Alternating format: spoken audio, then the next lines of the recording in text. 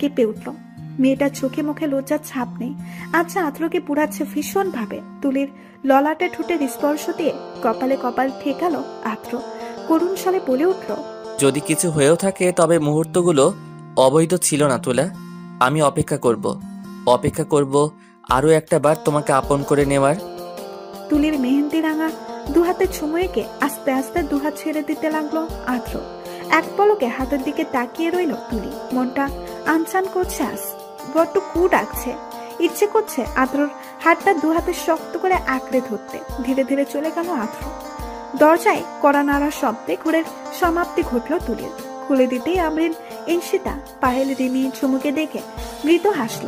আমরিনের হাতে বিয়ের বেনারসি, ঝুমুর হাতে নাস্তার প্লেট। নিঃশব্দে খাটে এসে বসলো তুলি। ঝুমু তুলির দিকে তাকিয়ে বলল, বাহ, গোসল করে নিয়েছো? বেশ ভালো হয়েছে। নাস্তা করতে তো নিচে যাওনি, এখন ঝটপট খেয়ে নাও।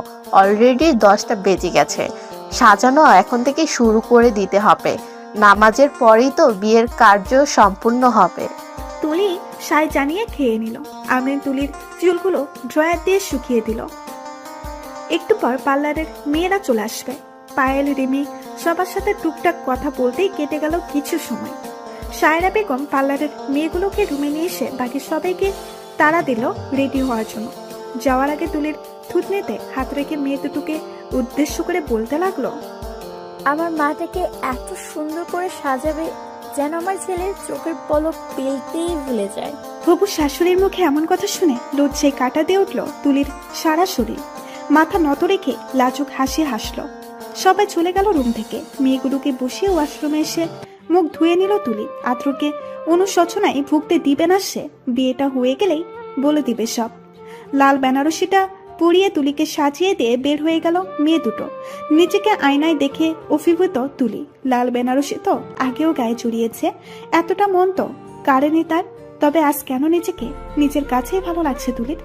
বেনারসিটা আদ্রের পছন্দের বলেই কি এমন? শ্বাস প্রশ্বাস ভারী হয়ে আসছে তুলির। কখন আদ্রকে দেখাবে নিজের এই রূপটা? আদ্রকে অপেক্ষা করাতে খুব খারাপ লাগছে তার। সে যে নিজেও ভীষণ অস্থির এক পলক তার ডাক্তার সাহেবকে সাদা শেরওয়ানিতে দেখার। আলতো হেসে চোখ বন্ধ করতেই কারো প্রতিচ্ছবি ভেসে উঠল মনের আঙিনায়। খুশিতে আত্মহারা হয়ে উঠল তুলি। শাড়িটা আঁকড়ে ধরে এগিয়ে যেতেই যেন ধোঁয়াশায় হারিয়ে গেল মানুষটা। আটকে উঠল তুলি। দু চোখ খুলে সামনে রাখা পানের গ্লাসটা নিয়ে ঢক ঢক করে খেয়ে নিল। এটা ভ্রম ছিল। আদ্রকে নিয়ে অধিক ভাবার কারণেই হয়তো কোনো কল্পনায় হারিয়ে গিয়েছিল। নামাজ শেষে সবাই একত্রিত হলো বাগানের স্টেজ করার দিকটায়। খুব সুন্দর করে স্টেজটা সাজানো হয়েছে। কনে ও বরের বাড়ি এক হলেও তুলির বেস্ট ফ্রেন্ড হিসেবে ভাইয়ের কাছ থেকে পই পই করে গেটের টাকা আদায় করেছে আমরিন। স্টেজের পাতলা পর্দা দেওয়া এক পাশে আদ্র বসলো। নিজের হাতের কাগজটা এগিয়ে দিল কাজী সাহেবের দিকে। কাজী সাহেব কাগজটার দিকে চেয়ে হালকা হাসলেন। সাদা শেরওয়ানিতে আদ্র সবার নজর কাটতে সক্ষম, কিন্তু সে যে অপেক্ষায় আছে তার তুলিকে লাল বেনারসিতে দেখার। ইচ্ছে তো হচ্ছে নিজে গিয়ে কোলে করে নিয়ে আসবে, কিন্তু এতে তার তুলা লজ্জায় মরে যাবে। সেটা ভেবেই আদ্রর ঠোঁটের কোণে প্রস্ফুটিত মুগ্ধ হাসি ফুটল। কল্পনায় এঁকে নিল তুলির লজ্জা রাঙা বধূ বেশি মুক্তা। অবশেষে আজ দীর্ঘ অপেক্ষার সমাপ্তি করতে চলেছে। আরো একবার প্রাপ্তির খাতায় নাম লিখাতে যাচ্ছে। রাদীপ সাহেব আমরিনকে আদেশ করলেন তুলিকে নিয়ে আসার জন্য। খুশিতে গদগদ হয়ে বাড়ির ভেতরে পা বাড়ালো আমরিন। একবার দেখে এসেছিল তুলিকে, তারপর আর যাওয়া হয়নি। শাড়ির কুচিগুলো ধরে তুলির রুমের সামনে এসে দাঁড়ালো। দরজা ঠেলে ভেতরে ঢুকে পুরো স্তব্ধ হয়ে গেল। মাঝরাতে ঢিলা একটি টি শার্ট পরে খালি পায়ে হুড়মুড়িয়ে বাড়ি থেকে বেরিয়ে গেল আদ্র। ছেলেকে এভাবে বেরিয়ে যেতে দেখে বুকটা কেঁপে উঠল রাদীপ সাহেবের। চোখে টলমল করতে লাগলো জল। চশমাটা খুলে চোখের পানি মুছে মেয়ের রুমের সামনে এসে দাঁড়ালেন তিনি। দরজায় কড়া নাড়ার শব্দ পেয়ে ঘুম ছুটে গেল আমরিনের। কিছুক্ষণ আগেই চোখ লেগেছিল। আজকাল এ বাড়ির কারো চোখেই খুব সহজে ঘুম ধরা দেয় না। এই বুঝি আবারও ঘটে গেল কোনো অঘটন। গলায় ওড়নাটা জড়িয়ে দ্রুত গতিতে ছুটে এসে দরজাটা খুলে দিল। দরজা খুলতেই বাবার অসহায় মুখটা দেখে কেঁপে উঠল অন্তর আত্মাটা। রাদীপ সাহেব ভেজা কণ্ঠে বলে উঠলেন, আমি নিরুপায় রে মা। এত রাতে তোদের জাগাতে খারাপ লাগলেও বাধ্য হলাম। আমার ছেলেটা আবারও বেরিয়ে গেছে। নিবিড়কে বলবি একটু আমার সাথে ওর পিছু যাওয়ার জন্য। আমার একার পক্ষে ওকে আটকানো সম্ভব না। নিবিড় ঘুম ঘুম চোখে বড় বড় পা ফেলে পেরিয়ে এলো, চিন্তিত মুখে বলল, তাড়াতাড়ি চলুন বাবা, দেরি করলে ওকে খুঁজে পেতে কষ্ট হবে। চলো। রাদীপ সাহেবও নিবিড় তাড়াতাড়ি করে হাতে টর্চ নিয়ে চলে গেলেন। আমরিন সেদিকে চেয়ে থেকে টুকরে কেঁদে উঠল, বিড়বিড় করে বলল, কেন তুলি, কেন এমন করলি তুই? কেন আমার ভাইকে জ্যান্ত লাশ বানিয়ে হারিয়ে গেলি? এত ভালোবাসার এমন প্রতিদান দিতে পারলি তুই? কে জানতো তোর ছোট্ট চঞ্চল মনের আড়ালে এত নিষ্ঠুরতা লুকিয়েছিল? নিবিড় ও রাদীপ সাহেব দৌড়াতে দৌড়াতে কিছু দূর আসতেই আদ্রকে দেখতে পেল। হাঁফিয়ে উঠেছেন তিনি। এ বয়সে ছেলের এত কষ্ট তিনি কোনোভাবেই মেনে নিতে পারছেন না। প্রতিনিয়ত নিজের ছেলেকে চক্ষুদয়ের সামনে ধুকে ধুকে মরতে দেখার মতো কষ্ট ওনার মনটাকে বিষিয়ে দিচ্ছে। সুখের সময়গুলো বোধহয় তার জীবন থেকে হারিয়ে গেছে। আদ্র অনবরত ফোন করে যাচ্ছে কাউকে, চোখে মুখে রাগের ছাপ। নিবিড় গিয়ে পাশে দাঁড়াতেই বিরক্তিতে ভ্রু কুঁচকাল। তীক্ষ্ণ মেজাজ নিয়ে বলে উঠল, মাঝরাতেও শান্তি দিবি না তোরা? আবার চলে এলি? পাগল পেয়েছিস আমাকে? সবসময় পিছু কেন নিচ্ছিস? আমার শান্তি চাই, শান্তি। কেঁপে উঠল নিবিড়ের হৃদয়টা। ল্যাম্পপোস্টের আলোয় আদ্রর বিরক্ত মাখা চেহারাটা দেখে আজ ভীষণ কষ্ট অনুভব হচ্ছে তার। একটা মানুষ কতটা অসুখী হলে একটু শান্তির জন্য আকুল আবেদন করে তা আজ ভালোই বুঝতে পারছে নিবিড়। মেডিকেল কলেজের দুর্দান্ত মেধাবী সুদর্শন ছেলেটার বর্তমান পরিস্থিতি দেখলে কে বলবে সে একজন বেস্ট হার্ট সার্জন? একজন সুখী মানুষ ছিল। যে ছেলে নিজের হার্টকেই সুস্থ রাখতে পারেনি সে আর অন্য চিকিৎসা কিভাবে করবে? তাই তো ছেড়ে দিয়েছে ডাক্তারির পেশা। নিবিড়ের তো চোখগুলো দেখলেই ভয় হয়। নির্ঘুম কাটানো নীলবর্ণের চোখ দুটো এখন সর্বদাই লাল রঙে ছেয়ে থাকে। কারণ নীলাভ চোখে মুগ্ধ হওয়া মেয়েটা আসার মুগ্ধ হওয়ার জন্য ছুটে আসে না। নিবিড় উত্তপ্ত একটা শ্বাস ছেড়ে বলল, বাসায় চল আদ্র, রাত 2টো বাজে। এত রাতে তুই তুল্লি ভাবিকে খুঁজে পাবি না। খুঁজলে অবশ্যই পাবো। তোরাই তো আমার তুলাকে আমায় খুঁজতে বাধা দিচ্ছিস। আমি আমার তুলাকে ঠিকই খুঁজে বের করব। নিবিড়ের চোখের কোণে জমে থাকা জলটা গড়িয়ে পড়ল। সাতের হাতা দিয়ে মুছে ধরা গলায় বলে উঠল, আর কত খুঁজবি আদ্র? 4 মাস ধরে তো পাগলের মতো খুঁজে বেড়াচ্ছিস। কখনো কুমিল্লা যাচ্ছিস, আবার ঢাকা ফিরে আসছিস, তো কখনো আবার ঢাকার উলিগুলিতে হেঁটে বেড়াচ্ছিস। কত শত লোক লাগিয়ে রেখেছিস ভাবিকে খোঁজার জন্য, তবুও কেন এত অস্থির হয়ে পড়ছিস? রাত বিরাতে কেন খোঁজার জন্য পাগলামি করছিস? ফিরে চল ভাই, একবার তাকে দেখ তোর বৃদ্ধ বাবার দিকে। লোকটা তোর জন্য ছুটে এসেছে। তোর কষ্ট আমাদের ঘুমাতে দেয় না, আমাদের বুকটা ফেটে যায় আদ্র। আমরা সবাই মিলে তো খুঁজি। যে মানুষটা ইচ্ছে করে হারিয়ে যায় পৃথিবীতে, তাকে খুঁজে বের করা খুবই কঠিন আদ্র, খুবই কঠিন। নিবিড়ের দিকে এক পলক চেয়ে রাদীপ সাহেবের ছলছল চোখে দৃষ্টি রাখলো আদ্র। অচমকাই ওনার পা জড়িয়ে বসে পড়ল রাস্তায়। চমকে উঠলেন রাদীপ সাহেব। নিমিষে হার্টের ব্যথাটা বেড়ে গেল। আদ্রর কণ্ঠে আকুলতা নিয়ে বলে উঠল, বাবা, জীবনে একবার আপনার সামনে কেঁদেছিলাম তুলিকে পাওয়ার জন্য। আজ আপনার পা জড়িয়ে আমার খুব কাঁদতে ইচ্ছে করছে, বায়না করতে ইচ্ছে করছে। একটু সুখ, একটু শান্তি এনে দিবেন বাবা। আমি একটু স্বস্তির নিঃশ্বাস নিতে চাই। আমার দমটা বন্ধ হয়ে আসে। প্রতিটা মুহূর্তে বুকের বাপাসটায় অসহনীয় পীড়ন হয়। আমি ঘুমোতে পারি না। তুলিকে পেলে সব ঠিক হয়ে যাবে। আমি সুস্থ হয়ে যাব। আমার কিছু চাই না, শুধু একটুখানি স্বস্তি চাই। আমার তুলিকে চাই। স্যান্ডেল পরা পায়ে তরল কিছু স্পর্শ অনুভব করতেই রাদীপ সাহেব হু হু করে কেঁদে দিলেন। নিজেকে শক্ত রাখতে পারলেন না তিনি। পারলেন না ছেলের চোখে জল দেখে আজ কঠোর থাকতে। একটা সময় ছেলের চোখে জল দেখেও কঠোর থেকে ছিলেন। আজ শত চেষ্টা করেও চেয়েও ছেলের জন্য মেয়েটাকে এনে দিতে পারছেন না তিনি। তিনি হাঁটু মুড়ে বসতেই নিবিড় এগিয়ে এলো। আদ্রর কোনো হেলদোল নেই, একদম নির্জীব হয়ে আছে। আটকে উঠল নিবিড়। রাদীপ সাহেবের বাহুতে হাত রেখে বলে উঠল, বাবা, এখনই আদ্রকে হসপিটাল নিতে হবে। ওকে স্বাভাবিক লাগছে না। আমি আমিনকে ফোন দিচ্ছি গাড়ি নিয়ে আসার জন্য। রাদীপ সাহেব আদ্রর বাহু ঝাঁকালো। চোখে মুখে খিচে মুক্তির ন্যায় বসে আছে আদ্র। আতঙ্ক ছড়িয়ে গেল রাদীপ সাহেবের মনের ভেতর। ছেলেকে শক্ত করে জড়িয়ে ধরে কাঁদতে লাগলেন তিনি। হাসপাতালের করিডোরে বসে আছে সবাই। সায়েরা বেগম কাঁদতে কাঁদতে অসুস্থ হয়ে পড়েছেন। সাগরের হাতটা ধরে নিঃশব্দে চোখে জল ফেলছে রিমি। মাঝরাতেও ঘুম নেই কারো চোখে। আদ্রর জন্য ছুটে এসেছে সবাই। 5 মাসের অন্তঃসত্ত্বা পায়েল শাশুড়ির শত বাধার পরেও ছুটে এসেছে অন্তকে নিয়ে পানের বন্ধুর জন্য। অন্তর হাতটা ধরে বুকে মাথা রেখে নীরবে কাছে সে। কেন তুলি চলে গেল? কোথায় হারিয়ে গেল আদ্রকে এত ভালোবেসে? থাকলে হয়তো আজ পরিস্থিতিটা অন্যরকম হতো। আমরিন দীর্ঘ একটা নিঃশ্বাস ছেড়ে চোখ বুজে ফেলল। স্মৃতির পাতায় ভেসে উঠল প্রকাণ্ড ঝড় ওঠা সেই দিনটার কথা। আমরিনকে দৌড়ে বেরিয়ে আসতে দেখে উঠে দাঁড়ালো আদ্র। শাড়ি বেরিয়ে পড়ে যেতে নিলেই সামনে নিল নিবিড়। আমরিন হাঁপাতে হাঁপাতে আদ্রর হাতে একটা কাগজ দিল। সবাই আতঙ্কিত চোখে চেয়ে আমরিনের দিকে। আদ্র কাগজটা মেলে পড়তে শুরু করলো। ক্ষমা করে দিবেন আদ্র, আমার পক্ষে আপনাকে বিয়ে করাটা কোনোভাবেই সম্ভব না, তাই পালিয়ে যেতে বাধ্য হলাম। নতুন একটা জীবন শুরু করার অনুরোধ রইল নতুন কাউকে নিয়ে। লেখাগুলো পরে স্তব্ধ হয়ে গেল আদ্র। নিমিষেই মনে হলো তার পায়ের তলা থেকে মাটি সরে যাচ্ছে। পুরো দুনিয়াটা হঠাৎ করে এলোমেলো হয়ে যাচ্ছে। হৃদয় শীতল স্রোতের বদলে রক্ত খনন হচ্ছে। কাগজটা হাতের মুঠোয় নিয়ে পাগলের মতো তুলির রুমে ছুটে আসলো। ওয়াশরুম, বেলকনি, পুরো বাড়ির আনাচে কানাচে খুঁজেও তুলির কোনো অস্তিত্ব পেল না। হাঁটু গেড়ে গগন বিরাদির চিৎকার করে উঠল আদ্র। কয়েক মিনিটের ব্যবধানে ধূলিসাৎ হয়ে গেল এত বছরে জমানো সব স্বপ্ন। তুলি পালিয়ে গেছে একটা কোনো ক্রমে কেউ বিশ্বাস করতে পারছে না। ভাইকে চিৎকার করতে দেখে কেঁদে দিল ইনশিতা, আমরিন। রিমি তো আজ আনন্দেই অশ্রু দেখতে চেয়েছিল, তবে আদ্রর চোখের কেন বিষাদের জল? হাসি খুশি বিয়ে বাড়িটা নীরবতায় ছিয়ে গেল। আহান ঝুমো স্তম্ভিত। অচমকা আদ্র উঠে এসে সামিরার গালে সজোরে থাপ্পড় বসিয়ে দিল। মাটিতে ছিটকে পড়ল সামিরা। ব্যথায় কুকড়ে উঠল সে। রনক, ইনশিতা সহ সবাই প্রচন্ড ভয় পেয়ে গেল।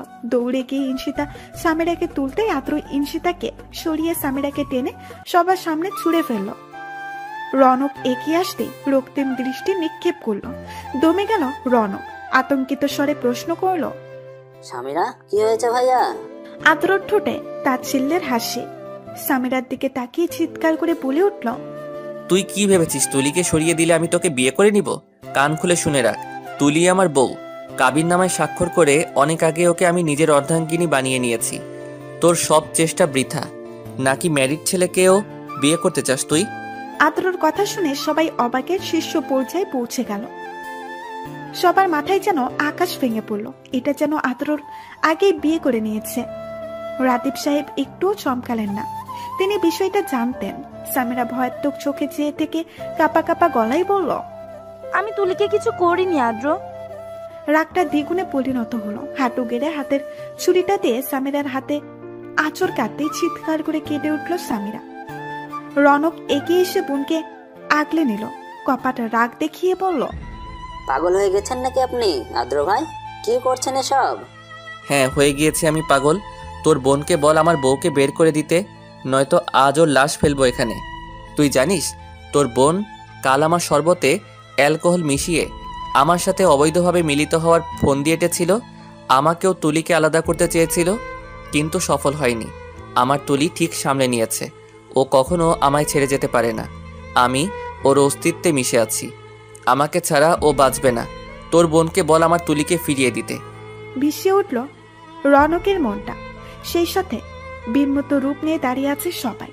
রনক সামিরার দিকে তাকিয়ে প্রশ্ন করল, আদ্র ভাই যা বলছে সব সত্যি? তবে আমি তুলিকে কিডন্যাপ করি নাই ভাইয়া। তুলি কোথায় আমি কিছু জানি না। সাথে সাথেই সামিরার গালে থাপ্পড় বসিয়ে দিল রনক। একটা মেরে ক্লান্ত হয়নি সে। পরপর আরো 2টা থাপ্পড় বসিয়ে আদ্রর হাত ধরে বলল, আমাকে ক্ষমা করে দিন ভাই। সামিরা হয়তো সত্যি বলছে। তুলি ভাবি কোথায় ও হয়তো জানে না। সামিরা নত মস্তক কাঁদতে কাঁদতে বলে উঠল, কাল আমার উদ্দেশ্য খারাপ ছিল, কিন্তু আমি সত্যি বলছি আমি তুলিকে কিছু করিনি। তুমি যা শাস্তি দেবে মাথা পেতে নিব, কিন্তু তুলিকে এনে দেওয়ার আমার পক্ষে সম্ভব না। ও কোথায় আমার জানা নেই। কথা না বাড়িয়ে আদ্র বেরিয়ে পড়ল তুলির খোঁজে। আহান, রনক, অন্তর, সাগর, নিবিড় সবাই মিলেও খুঁজে পেল না তুলিকে। আদ্র সোর্স ব্যবহার করলেও তুলির কোনো হদিশ পেল না। তুলিবিহীন ধুধুর মরুভূমি পৃথিবীটা আদ্রর কাছে। পৃথিবীর সব রং যেন বিবর্ণ হয়ে গেছে, পরিণত হয়েছে ধূসর কিংবা সাদা কালোতে। মেঘে ছেয়ে গেছে তারার মেলায় মুখরিত হয়ে থাকা আকাশটা। ঘুম হারাম করে প্রতিটা দিন প্রতিটি মুহূর্ত শান্তি ছুটে বেড়াচ্ছে সে। যেখানে প্রিয় মানুষটাকে হারিয়ে ছেলেরা সন্ন্যাসীর রূপ ধারণ করে, মাদকা শক্ত হয়ে পড়ে, সেখানে আদ্র 5 ওয়াক্ত নামাজ আদায় করে মোনাজাতে তার তুলাকেই যাচ্ছে সে। সবার ভালোবাসার ধরন আলাদা। কেউ কেউ হারিয়ে অতি সুখে পাথর হয়ে যায়, আবার কেউ কেউ পাহাড় সম যন্ত্রণা নিয়েও ফিরে পাওয়ার জন্য চেষ্টা করে যায়। আদ্রর দুর্বলতা আদ্রকে গ্রাস করেই নিল। তুলি শুধু নিজে চায়নি, নিয়ে গেছে আদ্রর বেঁচে থাকা অবলম্বনটুকু। ডাক্তার বেরিয়ে আসতে নিবিড় এগিয়ে গেল। ডাক্তার ইনশিতাক চিন্তিত মুখে বলল, কতবার বলেছি ডক্টর আদ্র, আনহাব যেন কোনো স্ট্রেস না নেয়। উনি আমার কথা একদমই শুনছেন না। উনি একজন হার্ট সার্জন, ওনার হার্ট সম্পর্কে বেটার ধারণা আছে। তবুও কেন উনি এমন করছে বুঝতে পারছি না। উনি নিজেও জানেন এমন চলতে থাকলে এক সময় কার্ডিয়াক অ্যারেস্ট হয়ে মারা যেতে পারেন। কথাটা বলেই সুখে একটা নিঃশ্বাস ছাড়লেন ডক্টর ইশতিয়াক। শায়রা বেগম সবটুকু শুনতে পেয়ে কান্নায় ভেঙে পড়লেন। ওনার খুব অভিমান জমেছে তুলির প্রতি। এত করে বলেও কিভাবে পারলো মেয়েটা তার ছেলেকে ছেড়ে যেতে? নিবিড় করুণ স্বরে বলল, আমরা ভিতরে যেতে পারি? আসুন। শায়রা বেগমও রাদীপ সাহেবকে নিয়ে আমরিন ও নিবিড় কেবিনে গেল। সবাইকে দেখে মৃদু হাসলো আদ্র। শায়রা বেগমের চোখে পানি মুছে দিয়ে বলল, সামান্য একটু বুকের বাঁ পাশটা ব্যথা করছিল, তোমার পুত্রবধূ ফিরে আসলে ঠিক এটার উপশম হয়ে যাবে। আদ্রর হাতটা ধরে হাউমাউ করে কেঁদে দিলেন শায়রা বেগম। ডাক্তার ইশতিয়াক কিছুটা সাহস জুগিয়ে বলে উঠলেন, আমার মনে হয় উনি বেঁচে নেই, নয়তো এত খোঁজার পরেও কি আপনারা পেতেন না? ধপ করে আগুন জ্বলে উঠল আদ্রর মস্তিষ্কে। চূর্ণ বিচূর্ণ হয়ে যেতে লাগলো হৃৎপিণ্ড। চোখের রাগের ছাপ স্পষ্ট। আটকে উঠল নিবিড় আমরিন। আদ্র দাঁতের দাঁত চেপে আওয়াজ করে বলে উঠল, আমার বউ বেঁচে আছে, অভিমান করেছে হয়তো আমার উপর, তাই লুকিয়ে থাকছে। আমি জানি আমি ওকে খুঁজে বের করে যখন অভিমান ভাঙাবো তখন খুশিতে আত্মহারা হয়ে উঠবে। লেখক হিসেবে আপনার জীবন কাহিনী জানার খুব ইচ্ছে মিস শ্যামবর্ণা। আমার তো মনে হয় আপনার জীবন কাহিনীটা বেশ ইন্টারেস্টিং হবে এবং তা নিয়ে আমি সুন্দর এক উপন্যাস রচিত করতে পারবো। পুরুষালী সাবলীল কণ্ঠ শুনে মাথার ওড়নাটা ভালোভাবে টেনে নিল জানালার কাছে দাঁড়িয়ে থাকা মেয়েটা। তারপর সম্মুখে দূরত্ব রেখে দাঁড়ানো ছেলেটার দিকে নিলিপ্ত ভঙ্গিতে চাইল। ছেলেটার দিকে এক পলক চেয়ে বাইরের পুকুরের পানিতে দৃষ্টি নিবন্ধন করলো। ছোট্ট একটা শ্বাস ছেড়ে বলল, আমি তুলি। বিয়ের আসর থেকে পালিয়ে এসে আপনাদের সাথে দেখা হওয়া, আপনাদের এনজিওতে ছোট্ট একটা চাকরি পাওয়া, দয়ার খাতিরে ব্যাস এতটুকুই আমার জীবন। মৃত হাসলো ছেলেটা। বাহিরের দৃষ্টি রেখে বিমত্ত স্বরে বলল, আমি তো আপনার 18 বছর বয়সের জীবন কাহিনী জানতে চাইছি। বিয়ের আসর থেকে পালিয়ে আসার কারণ শুধুই কি বর্তমান পরিস্থিতি সম্পর্কে অবগত ছিলেন, নাকি হবু বড় খারাপ ছিল? হো হো করে কেঁদে উঠল তুলির মনটা। গলায় কঠোরতা রেখে তুলি জবাব দিল, ওনার মতো ছেলে হয়তো আপনি লাখে একটাও খুঁজে পাবেন না, আর কোনো মেয়ে আমার মতো ভালোবাসা পাবে। তাহলে পালিয়ে কেন এলেন?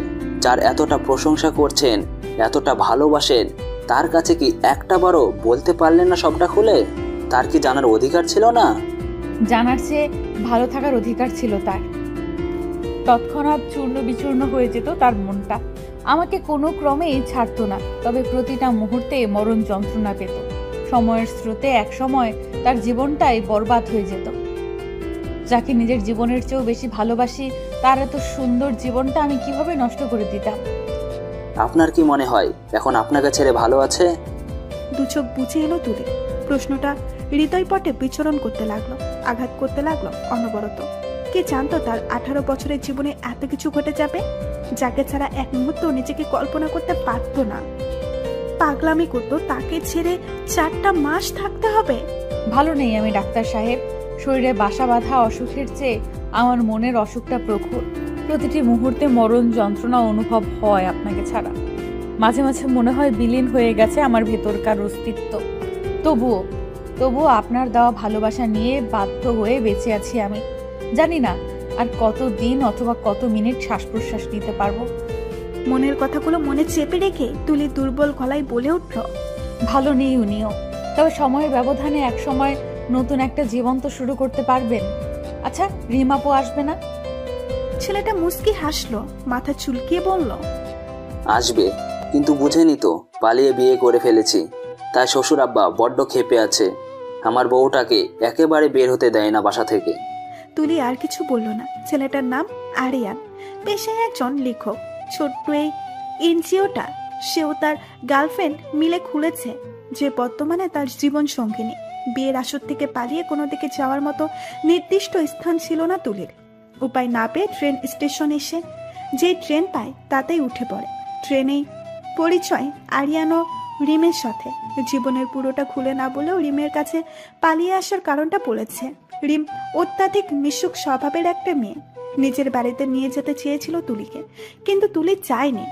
তাই রিম তাদের এনজিওতে থাকার ব্যবস্থা করে দিয়েছে, এনজিও দেখার দায়িত্ব দিয়েছে, সেই সাথে তুলির ভরণ পোষণের দায়িত্বও নিয়েছে। আরিয়ান তুলিকে হাসানোর জন্য মাঝে মাঝে মিস শ্যামবর্ণা নামে সম্বোধন করে। এই তুলি, অসুস্থ শরীর নিয়ে দাঁড়িয়ে আছিস কেন? মাথা ঘুরে পড়ে যাবি তো। আতঙ্কিত কণ্ঠে কথাগুলো বলতে বলতে রিম তাড়াহুড়া করে তুলির কাছে এসে দাঁড়ালো। হাতটা ধরে বিছানায় নিয়ে বসিয়ে আরিয়ানের দিকে তীক্ষ্ণ নজরে চাইলো। রাগে গিস গিস করতে করতে বলে উঠল, তুমি জানো না ও ভীষণ অসুস্থ, তবু ওকে দাঁড় করিয়ে রাখলে কেন? অসুস্থ একটা মেয়ের সাথে নিজের কাবিক্য কথা ঝুলি খুলতে হবে তোমার? আরিয়ান কিছু বলতে নেবে তার আগেই তুলি ধীর স্বরে বলল, কারো দোষ নেই আপু, আমার ভালো লাগছিল না তাই জানালার কাছে দাঁড়িয়েছিলাম, তোমাদের অপেক্ষায় ছিলাম। তোমাদের কাছে একটা দায়িত্ব দিয়ে যাচ্ছি, আমারও তো বলতে পারো। আরিয়ান ও রিম অবাক চোখে চেয়ে রইল। তুলি বালিশের নিচ থেকে খামে ভর্তি একটা চিঠি এগিয়ে দিল রিমের দিকে। হালকা হেসে বলল, চিঠিটা আমার ডাক্তার সাহেবের কাছে পৌঁছে দিও আপু, এখন না, যখন সময় হবে। দীর্ঘ একটা নিঃশ্বাস ছাড়ল রিম। চোখ দুটো পানিতে টুই টুম্বুর হয়ে উঠেছে তার। নিজের ফোনটাও ব্যাগ থেকে একটা সিম বের করে ফোনে লাগিয়ে এগিয়ে দিল তুলির দিকে। আলতো হেসে বলল, তোর ডাক্তার সাহেব দুদিন আগে রাত 2টোর দিকে নাম্বারে পাগলের মতো কল দিচ্ছিল, তাই উপায় না পেয়ে সিমটা খুলে ফেলি। এভাবে কতদিন ফোনে কথা না বলে সেকেন্ডের জন্য ওনার বিষাদ মাখা কণ্ঠটা শুনবি? একটা বার কল দিয়ে কথা বল। এইভাবে সবকিছু থেকে ওনাকে অজ্ঞাত রাখতে পারিস না তুলি। আমারই ওনার কণ্ঠ শুনলে কষ্ট হয়, তোর কি হৃদয়টা একটু কেঁপে ওঠে না? চোখ ছাপিয়ে জল নেমে এলো তুলির দুই চোখ থেকে। কত বিক্ষত তো তার হৃৎপিণ্ড 4 মাস আগেই হয়ে গেছে। এখন সেই ক্ষত যেন নতুন করে তাজা হয়েছে। নিজের মনকে বেঁধে রাখতে চেয়েও অক্ষম। এখনো ইচ্ছে হয় ফিরে যেতে, আদ্রকে বুকে মাথা রেখে একটু শান্তি পেতে। কাঁদতে কাঁদতে বলে উঠল, আমার খুব কষ্ট হয় আপু, চিৎকার করে বলতে ইচ্ছে করে কেউ যেন আমার আদ্রকে এনে দেয়। আমার নিঃশ্বাস ফেলতে কষ্ট হয় ওনাকে ছাড়া। তুলা, চেনা স্বর, অতি প্রিয় সেই ডাক। কর্ণকুহর হতেই চমকে উঠল তুলি। প্রচন্ড জোরে কেঁপে উঠল তার হৃৎপিণ্ড।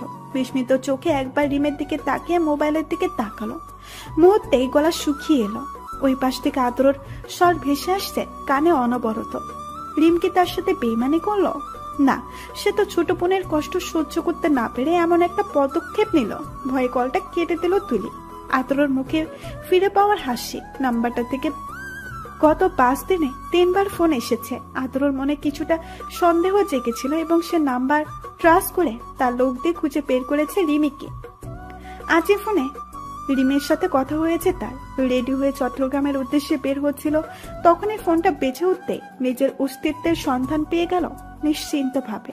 অসুস্থ ছেলেকে তাড়াহুড়ায় বেরিয়ে যেতেই পিছু ডাকলো সায়রা বেগম, কিন্তু আদ্র থামলো না। গাড়িতে উঠতে উঠতে এতটুকু বলে গেল, তোমার পুত্রবধূ নিয়েই ফিরব। কান্নায় ভেঙে পড়লেন তিনি। রাদীপ সাহেব নিবিড় আমরিনকে ফোন দিতে লাগলেন। আদ্র যতটা পারছে গাড়ি স্পিডে চালিয়ে এয়ারপোর্টে পৌঁছালো। সন্দেহের ভিত্তিতেই সে টিকিট কনফার্ম করে রেখেছিল। তুলি চোখে জল ফেলতে ফেলতে রিমের দিকে চেয়ে বলল, এটা তুমি কি করলে আপু? তুমি ওনাকে চিনো না, এখনই ছুটে আসবে পাগলের মতো। কি করলে এটা? আমাকে এই অবস্থায় দেখলে সইতে পারবেন না উনি। এমনিতেই তো পাগল হয়ে যাচ্ছিল তোকে ছাড়া। আমি আর কোনো কথা শুনছি না তুলি। 4টা মাস দমিয়ে রেখেছিস আমাদের। এই 4 মাসে আমরা তোর মায়া এভাবে জড়িয়ে গেছি। আর যে মানুষটা এতগুলো বছর ধরে তোকে ভালোবেসে, তার অবস্থা? চলেই তো যাবি, তাকে এক পলক দেখে না হয় বিদায় হ। কথাগুলো বলেই অভিমানে মুখ ফিরিয়ে নিল রিম। চোখের কান্নিস পেয়ে গড়িয়ে পড়ছে অশ্রু। বুক ফেটে কান্না আসছে তার তুলির জন্য। তুলি মনে ভয় নিয়ে জড়সড় হয়ে বসে রইল। তবে কি শেষ পর্যন্ত মুখোমুখি হতেই হবে আদ্রর? সকাল পেরিয়ে বিকেল, বিকেল বললে ফুল হবে, তাও শেষ হবার পথে। নীলচে আকাশে হালকা রক্তিম আভা ফুটে উঠছে। দুরু দুরু বুক নিয়ে তুলি বসে আছে। সত্যি আদ্র, আপনি আসবেন? আচ্ছা, আমি কি জবাব দেব আপনাকে? কথাগুলো গুছিয়ে নিচ্ছি মনে, তবুও কেন বারবার বিক্ষিপ্ত হয়ে যাচ্ছে। আমি পারবো তো আপনাকে সব বলতে, নাকি অসম্পূর্ণই থেকে যাবে? কথাগুলো ভাবতে ভাবতে মাথাটা ভার হয়ে এলো তুলির। ধীর পায়ে ড্রেসিং টেবিলের সামনে এসে দাঁড়ালো সে। মাথার ঘোমটাটা ফেলে আয়নায় দৃষ্টি রাখলো। নিজেকে দেখে নিজের কাছেই ভালো লাগছে না। সাথে সাথে মাথা নত করে ফেললো। ঘাড়ে গরম নিঃশ্বাস পেতেই শরীরের প্রত্যেকটা রক্তে রক্তে শিহরণ জেগে উঠল। মনে আশঙ্কা নিয়ে আয়নায় চোখ রাখতেই বুকটা ধুপ করে উঠল প্রচন্ড পেকে। দমিয়ে রাখা অনুভূতিগুলো সজীব হয়ে উঠল। চোখের পলকেই পিছু ঘুরে মানুষটার বুকে আশ্রে পড়ল তুলি। আসার বাধা মানছে না কোনো অনুভূতি। 4 মাসের দূরত্ব দিলে দিলে পুড়িয়ে দুটো হৃৎপিণ্ড আদ্রর বুকে খামচে ধরে শব্দ করে কেঁদে দিল তুলি। ভিজিয়ে দিতে লাগলো আদ্রর ছাই রঙের শার্টটা। নিজের শরীরের সর্বোচ্চ শক্তি দিয়ে তুলিকে নিজের সাথে মিশিয়ে নিল আদ্র। একটু বিলম্ব করলে এই বুঝি হারিয়ে যাবে তুলি। বুকের বাঁ পাশের ব্যথাটা বেড়ে যাচ্ছে ক্রমশ, তবুও মন জুড়ে বয়ে যাচ্ছে শীতল বাতাস। তার তুলাকে ফিরে পাবার আনন্দ। তুলির মাথায় হাত বুলিয়ে আলতো করে চুমু খেলো। অস্থির স্বরে বলে উঠল, কেন চলে এলে তুলা? আমায় কষ্ট দিয়ে আনন্দ পাচ্ছিলে? জানো আজ চেয়েও রাগ করতে পারছি না তোমার উপর। কিভাবে করব বলো? আজ যে আমি আমার অস্তিত্বের দেখা পেয়েছি, মরণ যন্ত্রণা থেকে মুক্তি পেয়েছি। এই মেয়ে, তুমি তো খুব ভালো করে জানতা আমার জীবনটা তোমাকে কেন্দ্র করে।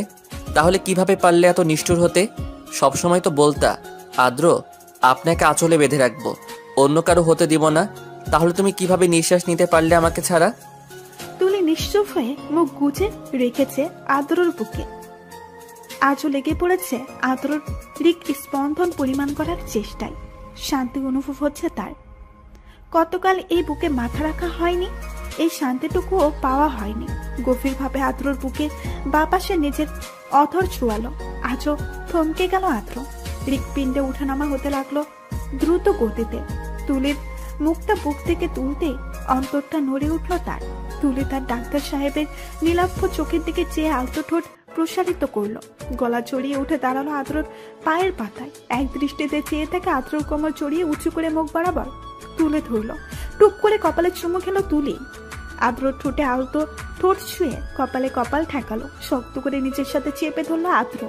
দু চোখ বন্ধ হয়ে আসলো দুজনের। অনুভব করতে লাগলো সুখময় মুহূর্তটা। চোখের পাতা ভিজিয়ে গাল পেয়ে গড়িয়ে পড়লো জমে থাকা অশ্রু। দুজনেই নীরবে অশ্রু বিসর্জন দিতে ব্যস্ত। নাক ঘষে আদ্র আবারও বলে উঠল, কাঁদছিস কেন? এত মাস আমার হৃদয়ে রক্তক্ষরণ করিয়ে ক্ষান্ত হসনি তুই, এখন কেন আবার কেঁদে আমাকে যন্ত্রণা দিচ্ছিস? আপনি কেন কাঁদছেন আদ্র?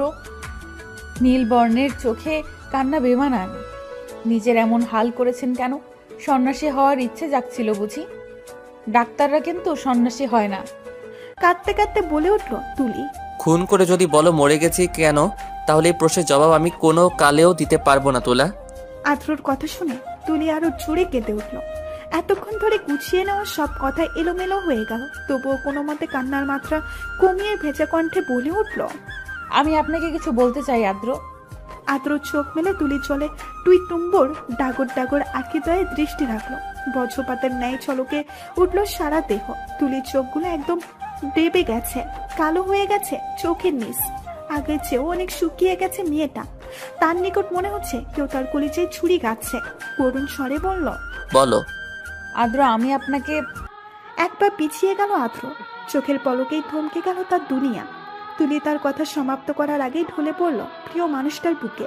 চিৎকার করে আদ্র তুলিকে ডাকতে লাগলো। পালস চেক করে কোলে তুলে নিল তাড়াতাড়ি করে। আরিয়ান রিম দৌড়ে আসলো রুমে। তুলির অবস্থা দেখে আটকে উঠলো দুইজন।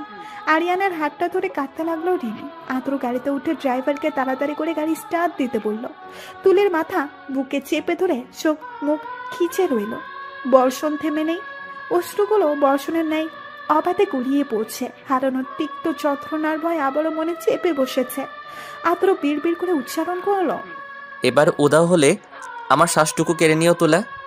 শরীরে এত বড় রোগের বাসা বাঁধিয়ে উনি এতটা হেয়ালিপনা কিভাবে করলেন, এটা ভেবে আমি সত্যিই প্রচণ্ড অবাক হচ্ছি আদ্র। আমি জানি তোমার মানতে কষ্ট হবে, তবুও বলতে হচ্ছে পেশেন্টের অবস্থা খুবই ক্রিটিক্যাল।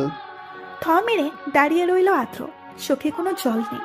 পকেটে থাকা মোবাইলটা বেজে উঠছে বারবার। হয়তো আমরিন পাইলোরা ফোন দিচ্ছে। চট্টগ্রাম এসে এনজিওতে পৌঁছার আগে ফোন করে বলেছিল তুলির খোঁজ পেয়েছে। কথাটা শোনা মাত্রই সবাই রওনা দিয়েছে চট্টগ্রামের উদ্দেশ্যে। হয়তো পথিমধ্যে আছে।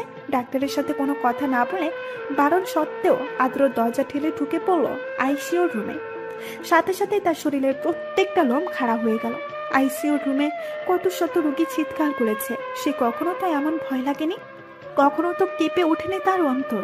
অক্সিজেন মাস্ক লাগানো তুলির ঘুমন্ত মুখটা দেখে আজ কেন তার কোনো মুগ্ধতা কাজ করছে না। হাঁটতে পারছে না আদ্র, থেমে যাচ্ছে পা। বহু কষ্টে সামনের দিকে এগিয়ে নিল নিজের পা দুটো।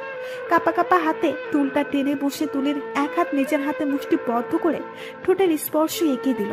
3 ঘন্টা ধরে ঘুমাচ্ছে মেয়েটা। আদ্রর হাতের ব্যথাটাও ক্রমশ বেড়ে চলছে। পেয়েও কেন হারিয়ে ফেলছে সে তার তুলাকে? প্রকৃতি এত নিষ্ঠুর কেন হলো তাদের প্রতি?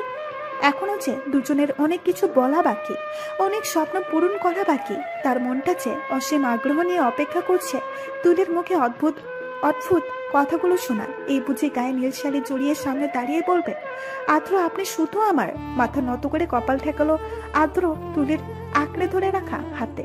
নড়ে উঠল তুলি, হাতটা ছাড়িয়ে নিল আদ্রর কাছ থেকে। অক্সিজেন মাস্কটা খুলে নরম স্বরে বহু কষ্টে বলল, কাঁদছেন কেন আদ্র? একটু হাসবেন প্লিজ। তুলির কথা শুনে আদ্রর মাথায় রাগ চেপে বসলো। আবার ঠোঁটে ফুটে উঠল মৃদু হাসি। কিভাবে পারে এমন পরিস্থিতিতে এসেও একটা মেয়ে এমন অদ্ভুত কথা বলতে? আদ্রর ঠোঁটের কোণে অজান্তেই ফুটে ওঠা হাসি দেখে একরাশ মুগ্ধতা, একরাশ শান্তি হলো তুলির মনে। হঠাৎ হুশ আসলো আদ্রর। অক্সিজেন মাস্কটা লাগিয়ে দিতে নিলেই তুলি বাধা দিয়ে আদ্রর হাতটা শক্ত করে ধরলো। মিনমিন স্বরে বলে উঠল, আপনার কাছে ক্ষমা চাওয়া আমার নিষেধ। আব্বু, আম্মু, আমরিন, ইনশিতা আপু, অন্তু ভাইয়া, আহান ভাইয়া সবাইকে বলবেন আমায় ক্ষমা করে দিতে। সবাইকে এক নজর দেখার খুব ইচ্ছে করছে আদ্র। ততটুকু সময় পাবো তো আমি? তুলির কপালে গালে অজস্র চুমে খেল আদ্র। এ কেমন যন্ত্রণা, এ কেমন প্রহর! বাঁচবে না সে এক মুহূর্তে এই মেয়েটাকে ছাড়া। আদ্র রক্তিম চোখে জল ভীষণ ভাবে পুড়াচ্ছে তুলির ছোট্ট মনটাকে। আদ্রর গালে হাত রেখে কান্না মিশ্রিত দুর্বল কণ্ঠে বলে উঠল, আমি আপনার সাথে একটা সংসার গড়তে চাই আদ্র, বাঁচতে চাই আমি। গালে রাখা হাতটা টেনে তালুতে ঠোঁট ছুঁয়ে দিল আদ্র।